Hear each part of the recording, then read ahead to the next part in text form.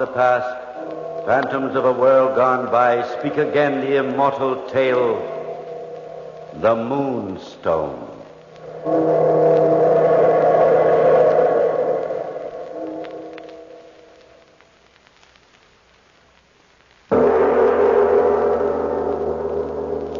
"1,000 years ago, in the holy city of Somnath in Mother India, there stood a temple of gold. And in this temple, sitting in somber judgment on his cringing worshippers, was he whom they called the Moon God. And deeply embedded in his golden forehead, there stood a great yellow diamond, fabulous beyond all price. And from it came the evil light of the moon, waxing bright when the moon was full, and waning pale when the moon grew dim. This was the holy treasure of ageless India. This they called the Moonstone. And it came to pass that the great god Vishnu, the preserver, came upon the wings of a monsoon wind and appeared to the 3 high priests of the temple and said to them, I, Vishnu, have breathed the breath of divinity into the Moonstone. Ye 3 shall watch it, and after you 3 other Brahmin priests, and after you 3 others, till the end of time. And he who lays hands upon this sacred gem and thus defiles it shall come to evil and disaster, and those of his house and name who follow him. This shall be my curse. I, Vishnu, have spoken.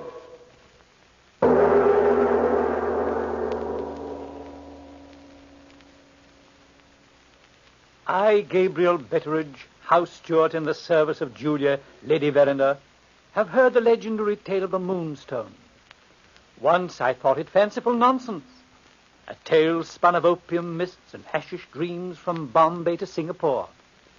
Yet today I have reason to believe, good reason to believe, for here in quiet rural Yorkshire, far from the heathen temples of India, I have seen the Moonstone and known its evil heritage. This is the tale I would tell you. It begins in Somnath, India, in the year 1799. The English army was lined up before the ramparts of the city, preparing for a final assault. The night before, a group of officers toasted the coming attack. Among them, Sir John Herncastle, the profligate cousin of my Lady Julia and uncle of Miss Rachel Verinder. Another drink, Sir John? Aye, Fairbairn, fill the cup to the brim with wine. Shall we drink to victory, then? No, let's drink to home this time. Home? Who the devil wants to go home? There's no one waiting for me there anyway. But, Sir John, you have a cousin in Yorkshire. Lady Julia Verinder, a pox on the hag. She wouldn't even receive me. Seems that the smell of a gentleman adventurer is too much for her nostrils. She turned you away, then? Aye, called me wastrel and profligate. But I'll be revenged on my dear cousin. I'll be revenged, mark you. Come, gentlemen, lift your cups to victory. Aye, and to the Moonstone, the greatest prize of India.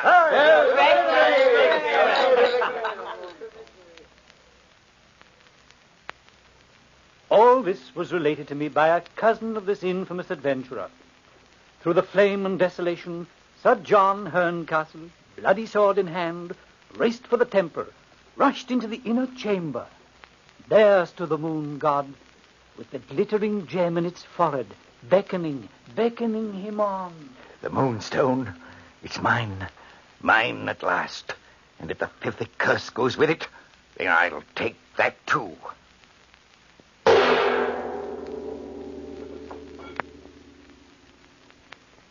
Less than a year later, they found Sir John lying in a pool of blood outside a tiny inn in Rangpur in Bengal province. His throat had been slashed with 3 deep gashes. 3, mind you, although 1 would have been more than enough to do the trick. As to the Moonstone, it had disappeared.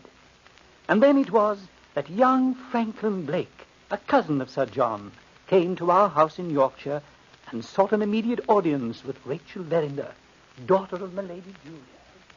It It's been a long time, Rachel. Yes, Franklin, it has. Why haven't you been down to see me? Oh, legal business and the pressure of work. You missed me then, Rachel? You want a confession? Well, as a barrister, I should like nothing better. Very well, then. I throw myself upon the mercy of the court and confess. I did miss you, Franklin. Truly. You're very lovely, Rachel. And you're very kind. Am I? I wonder. Of course you'll stay the weekend. It's my birthday today, you know. Mother's giving me a party tonight, and the house is full of interesting people right now. Godfrey Ablewhite, the man about town and the talk of London. He's incredibly handsome, you know. And then there's Mr. Murthwaite, the famous Indian traveler. Rachel, my dear, I have a confession to make. I came up to Yorkshire here to see you, because I wanted to. But I also came up on a matter of business. Your business. Franklin, what on earth are you talking about? You've heard of Sir John Herncastle, haven't you? Why, yes, he's Mother's cousin. They hated each other. Yes, I know. That's what makes this whole matter so strange. You see, Rachel, Sir John left you a legacy. A legacy? Yes, he appointed me executor in this matter, sent the legacy with instructions to hold it in a vault, and give it to you on your next birthday. As a matter of fact, I have it here in my pocket right now. Well, what is it, Franklin? Oh, I just can't wait to see. Well, it's in this box. Open it and see for yourself. What?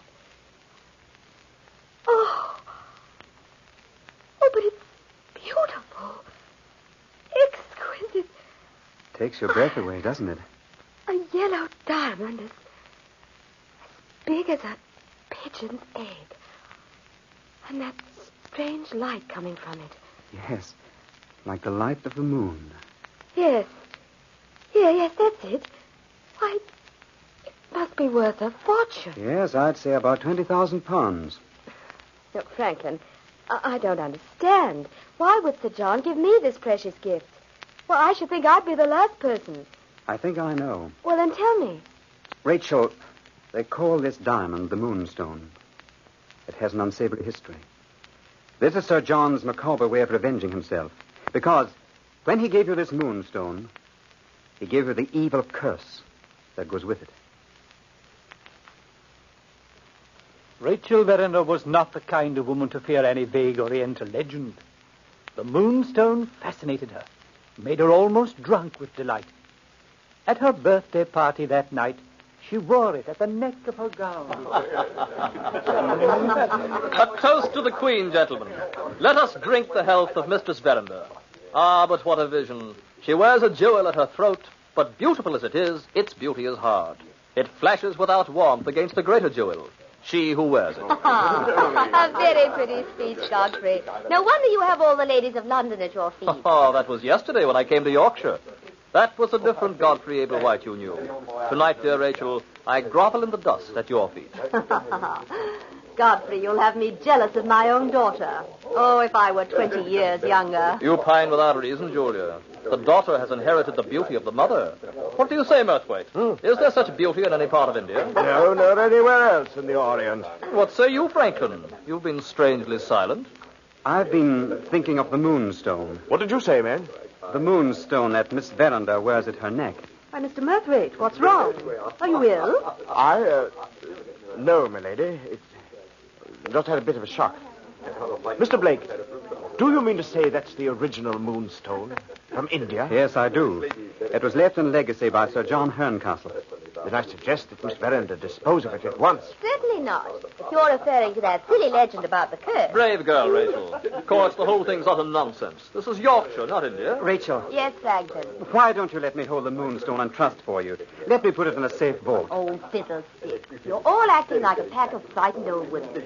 Of course I shall keep it right here with me. I must say I misjudged Sir John terribly. I made no bones of my dislike for him, yet he responded with this magnificent gift. He had an evil purpose, milady. Oh, stuff and nonsense, Blake. You're too intelligent a chap to go for this Oriental mumbo-jumbo. I wouldn't take it so lightly, Mr. Ablewhite. Rachel, I beg of you, let me be the custodian of that gem. Aren't you being rather persistent, Blake? Now, look here, Ablewhite.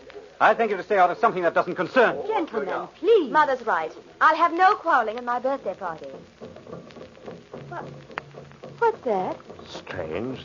It is a very familiar sound, but it's almost unbelievable here in Yorkshire. Well, I must say I've never heard anything like it. Sounds like some sort of gibberish, like drums beating. I'll just have a look through the window. Why, but it's incredible. What's incredible, Murtway? But this is England, I know, yet out on that road there are 3 Indian jugglers. And they're stopping here at this house. Indian jugglers here? Yes, they're using their drum gourds to advertise their performance. Let's have them in for a performance, eh, Rachel? Be a capital idea. Of course, Godfrey, I'd love to. What do you say, Mother? Oh, why not? Frankly, I've never seen an Indian, let alone Indian jugglers. Strange that they should be in Yorkshire, of all places, though. I wonder if it's so strange. I stood by the sideboard and watched the strange performance. It held me spellbound, as it did the people round the table. Was it my imagination, or did they actually fix their brilliant eyes during the whole performance on the yellow stone at Miss Verender's throat? The minute the 3 performers left the premises, Mr. Murtway asked the ladies if he might speak privately to all the gentlemen on an urgent matter. They assented, and we gathered in the library. Now then, Murthwaite, what's this urgent matter you spoke of? I'll warrant you've alarmed the ladies. I'll come to it, Aberwhite, soon enough. It's about those 3 Indian jugglers. Yes, what about them? Just this, Blake. I've seen enough Oriental juggling to know that those fellows are amateurs. What you saw tonight was a very bad and clumsy imitation of the real thing. You mean that these dark Johnnies are impostors? Exactly, Aberwhite. Unless after long experience I'm sadly mistaken, those 3 Hindus are high-caste Brahmins. Then they must be out to the Moonstone. No doubt about it in my mind. Mr. Blake, you carried that gem from London here, did you not? Yes, I did. Then I must congratulate you. You're very lucky to be alive. Oh, come now. Isn't this a bit thick? Not at all, Aberwhite. You can take my word for it. Blake here has had a narrow escape. These men are devils. They have the patience of cats and the ferocity of tigers. It's hard to think that even these beggars would take a human life. Mr. Aberwhite, do you smoke? Huh? I say, do you smoke? Oh, yes, of course. A pipe. What the devil's that got to do with it? Do you value the ashes left in your pipe after you've emptied it? No. In the country those men came from, they care just as much about killing a man as you care about emptying the ashes out of your pipe. The theft of the Moonstone represents a sacrifice of caste, a serious thing in India. The sacrifice of life is nothing at all. Good Lord. We'd better warn Rachel, Miss Verinder, at once. Those devils know who has the Moonstone now. I bolted all the doors and securely locked the windows. Then I retired. The next morning I awoke and had just finished dressing when I heard a commotion on the 2nd floor. I raced upstairs, and on the landing, Mr. Blake, Mr. Murtway... What happened? Aunt Julia, what happened? The diamond. What? It's gone, Franklin. It's been stolen. Are you sure, my lady? Yes, I saw Rachel put it in this cabinet drawer last night. Now it's empty. You can see for yourself. Julia, where's Rachel? Is she all right? Rachel?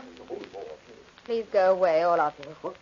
The Moonstone's been stolen, and there's nothing any of us can do. Rachel, for heaven's sake, what's happened? Are you all right? Did you see anything or hear anything? Go away, all of you. Do you hear? Go away. I don't want to talk about it. I never want to hear of that diamond again.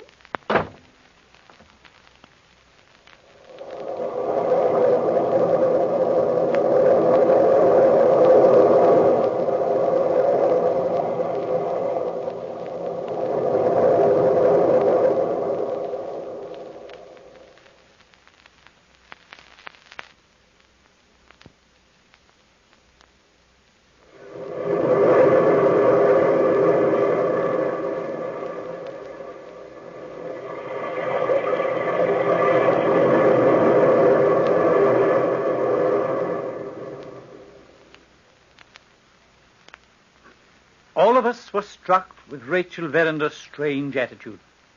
She locked herself in her room, and we put it down to some kind of feminine reaction at the loss of so precious a possession. Franklin Blake immediately sent for the authorities, and in a short time, Sergeant Cuff of the detective police arrived. Immediately he summoned us all to the main hall. Now then, none of you saw anything or heard anything. Not a thing. I certainly haven't. What about you, Miss Verinder? The diamond was stolen from the small sitting room adjoining your bedroom. I don't care to talk about it. Miss Verinder, I'm afraid you'll have to. Look here, Sergeant. Can't you question my daughter a little later? She's had a terrible shock. You can see that. Oh, very well, my lady. You may go to your room if you wish, Miss Verinder. Thank you. Now then, Did anyone hear any noise during the night? No, You seem pretty positive, Mr. Murthwaite. I am. I didn't sleep a wink last night thinking of that blasted Moonstone and the curse that goes with it. I don't take any stock in these Oriental stories, Mr. Murthwaite. Perhaps you don't, Sergeant Cuff. But I can assure you that the stone will bring trouble wherever it goes. Look what it's done to this household already. Yes, look what it's done to Rachel. She isn't the same anymore. She's so changed. I think it's very simple, Sergeant Cuff. Just find out where those Indian blighters are and apprehend them. No need for that, Mr. Ablewhite. I know where those Indian jugglers are. You do? Where? They're locked up in the village jail and were there all night.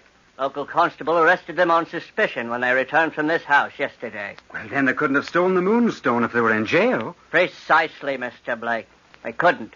They have a perfect alibi. And the steward here, Gabriel, says he locked every window and door besides. Precisely. The thief is someone in this house. Perhaps in this very room. For 3 days, Sergeant Cuff grilled all the servants and guests, but came up against a blank wall. Meanwhile, the 3 Indians were released from confinement and promptly disappeared. Finally, Sergeant Cuff went back to London, accompanied by Franklin Blake, who had urgent legal business to resolve. Months passed, and Rachel Verinder drew more and more within herself. She spent days in her room and would receive no one. Lady Julia did everything to bring back her daughter's once sunny disposition, but it was no use. It was obvious to me that such a radical change in Miss Rachel could not come about through mere grief at the loss of the Moonstone. It was as though she had been affected by some kind of slow-working curse. And then, one day, a visitor came to the house. Rachel, What is it, Mother? you have a visitor. I'll see no one. Dear, it's Franklin Blake. He's come all the way from London. Franklin? Here? Yes. Very well, Mother. I'll receive him. Come in, Franklin. Thank you. Please don't stay too long. Rachel hasn't been well. I'll leave you two. Rachel, Hello, Franklin. why haven't you answered my letters? I sent you 5 or 6. Don't you know? No, I don't. Something's happened to you, Rachel. You're changed. Your feeling for me was warm before the night the Moonstone disappeared. Now you've grown cold and distant, even hostile. I have no feeling for thieves, but contempt. What do you mean? I saw you steal the Moonstone. What? Yes. I heard a noise in my sitting room that night. I opened the bedroom door just a little and peered through. I saw you rifling the cabinet drawer where the Moonstone lay. There could be no mistake. Rachel, I could have exposed you to the police, Franklin, but... Well, I loved you once. If you were willing to throw away that love for the Moonstone, that was your sordid affair. I decided to let you have your evil bargain. Rachel, I didn't take the Moonstone, I You swear were it. there, Franklin. I saw it. You going to deny it? No. No, I'll not deny it. I was there. I wanted to take the diamond and hold it for you, to direct the danger towards me, to keep you safe. But the diamond was gone. Someone had been there ahead of me. A likely story. Then you don't believe me. No. You're only trying to brazen your way out of it. Rachel, you must believe me. Please go, Franklin. Please go at once. Franklin Blake went straight to Sergeant Cuff in London and told him everything. But Sergeant Cuff, like a hound in the chase, was on a new scent. A certain notorious moneylender and jewel fence, one Septimus Luker, was the key. Sergeant Cuff reasoned that Luker was the only man big enough to handle a gem the size and the price of the Moonstone, and kept his place under constant watch. Then one night, he went down to see Luker and took Franklin Blake with him.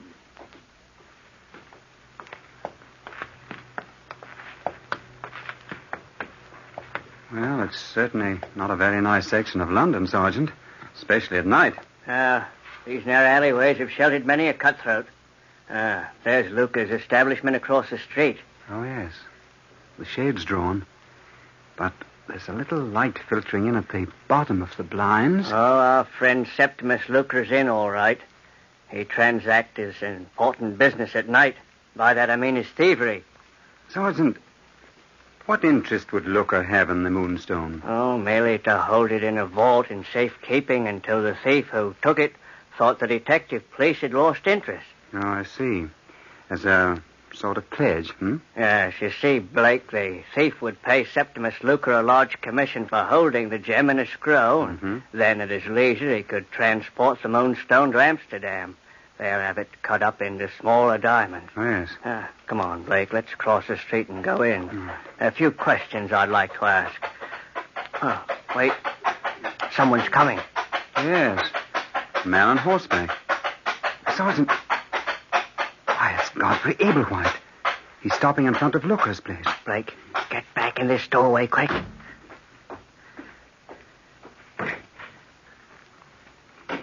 He's gone in. So, it was Godfrey Ablewhite who took the Moonstone from Rachel's cabinet. No doubt about it. Makes proper sense, too. Everybody in London knows that Ablewhite is desperately in debt. Gambled a fortune away and now can't meet his creditors. Come on, let's go in.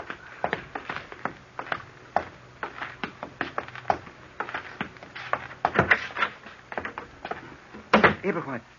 Ablewhite, look. Look there. On the floor. Septimus Luker. Dead. Yes. With 3 slashes in his throat. The curse of Vishnu. There is little more to this tale. The back window to Luker's establishment was wide open, and an empty jewel box lay on the counter. This is the story of the Moonstone. Call the legend fancy if you like. I call it a fact. For on the very day that Franklin Blake and Rachel Verinder were married, a dispatch from India noted that the Moonstone had mysteriously and in the night been restored to the forehead of the moon god in the ancient temple at Somnath. And as far as I know, it rests there to this day.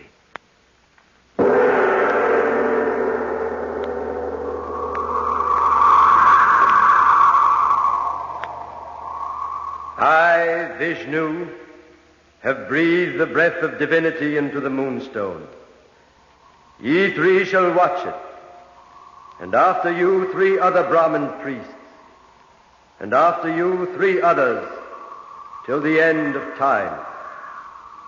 And he who lays hands upon this sacred gem, and thus defiles it, shall come to evil and disaster, and those of his house and name who follow him.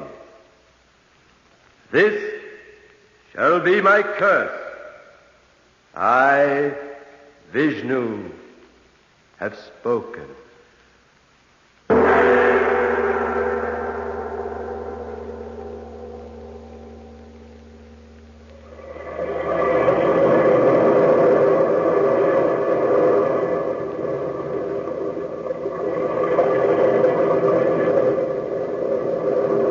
From the time-worn pages of the past, we have brought you the story, The Moonstone.